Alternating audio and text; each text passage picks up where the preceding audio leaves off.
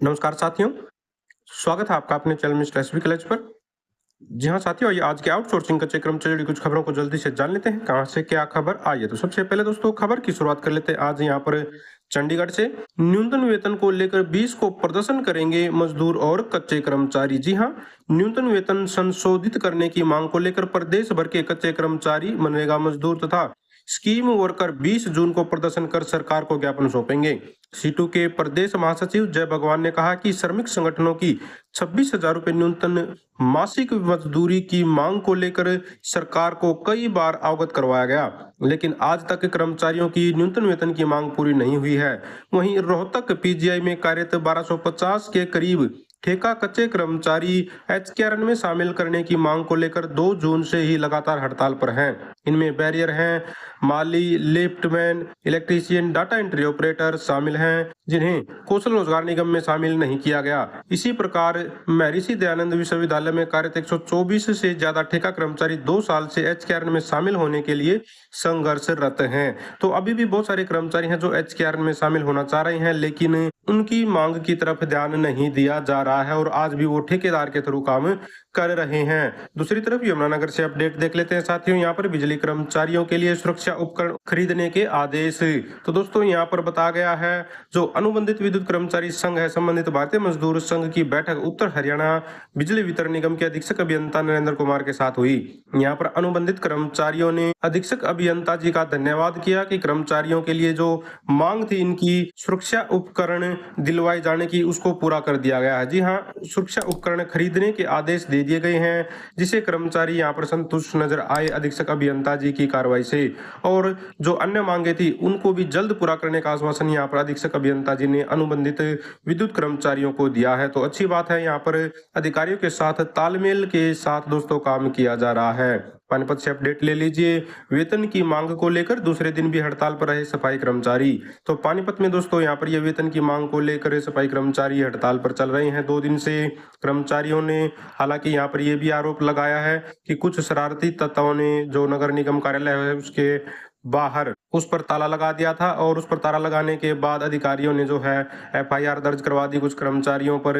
तो इससे कर्मचारी नाराज हैं और आरोप लगा रहे हैं कि कर्मचारियों के जो मांग है सैलरी दिए जाने की, उसको पूरा करने की बजाय कर्मचारियों पर दबाव बनाया जा रहा है एफआईआर दर्ज करवाकर। तो प्रमुख जो समस्या है सैलरी जारी करने की, अगर उसको ही पूरा कर दिया जाए तो कर्मचारी क्यों हड़ताल पर बैठेंगे। तो बहुत जगह से दोस्तों आप लोग देखते हैं कि कर्मचारियों को सैलरी नहीं मिलती है समय पर, भले ही कितने ही आदेश क्यों न दे दिए जाएं सरकार के द्वारा, उच्च अधिकारियों के द्वारा, ठेकेदार या एजेंसियां फिर भी कोताही बरतती ही रहती हैं। वहीं यमुनानगर से दोस्तों खबर आ रही है, हड़ताल पर कर्मचारी खामियाजा भुगत रहे मरीज। जी हाँ, पट्टी से लेकर प्लास्टर तक करने के चक्कर काट रहे मरीज, अस्पताल में पहले से ही स्टाफ की कमी। तो दोस्तों यहाँ पर जो कर्मचारियों का पदनाम बदल दिया गया है उसको लेकर लगातार कर्मचारी अभी भी हड़ताल पर हैं। जी हाँ, कर्मचारी पहले वार्ड सर्वेंट के रूप में जो काम करते थे, अब कुछ कर्मचारियों को दोस्तों जो है सफाई कर्मचारी के पद पर काम करने को मजबूर किया जा रहा है।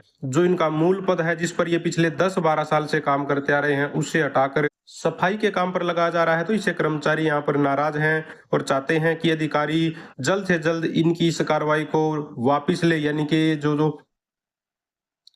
ये जो पद बदले गए हैं उन कर्मचारियों को वापस उसी पद पर कार्य करने का अधिकार दें जिस पर वो पिछले 10-12 साल से काम करते आ रहे हैं। देखिए, कोई भी साथी है अपना अपना काम का वो आदी हो जाता है, तो यहाँ पर भी कुछ इसी तरह का है। और पहली बात तो ये है कि हो सकता है ठेकेदार के थ्रू वो किसी और पद पर काम कर रहे हो, कौशल रोजगार निगम में आने के बाद किसी और पद पर चेंज कर दिए गए हों, लेकिन फिर भी वो जो ठेकेदार के थ्रू लगे थे जिस पद पर, उसी पर वो काम करते रहे हों बाहर दिखावटी रूप में, और जो डॉक्यूमेंटल चीजें हैं वो वहां पर उनका पद दोस्तों हो सकता है सफाई कर्मचारी का हो। तो ऐसा भी कई बार देखने में आता है कि भाई ठेकेदार ठीक है, उनसे कुछ और काम ले रहा था, वो ऐसे कैसे करते चल रहे हैं, लेकिन उनका असली पद वो कोई और होता है। तो ठेकेदार के थ्रू तो लगभग ऐसी चीजें कई बार देखने में आ जाती हैं, लेकिन कौशल रोजगार निगम के थ्रू ऐसी चीजें नहीं आती।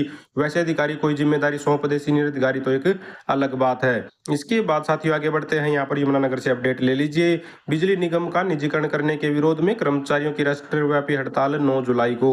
तो दोस्तों all Haryana power corporation worker union का सम्मेलन यहाँ पर यमुनानगर में हुआ है। तो दूसरी तरफ दोस्तों भिवानी में भी all Haryana power corporation worker union का सम्मेलन हुआ है। तो 9 तारीख को जो राष्ट्रव्यापी हड़ताल है दोस्तों, उसको सफल बनाने को लेकर यहाँ पर प्रयास किए जा रहे हैं। बताया गया है, वक्ताओं ने कहा कि बिजली के निजीकरण की प्रक्रिया के खिलाफ और कर्मचारियों की लंबित मांगों जैसे ठेका सुविधा, कर्मचारियों को नियमित करने, ओपीएस बहाली, 8वें पे कमीशन की अधिसूचना जारी करने व अन्य मांगों को लेकर ये 9 जुलाई को प्रदर्शन करेंगे।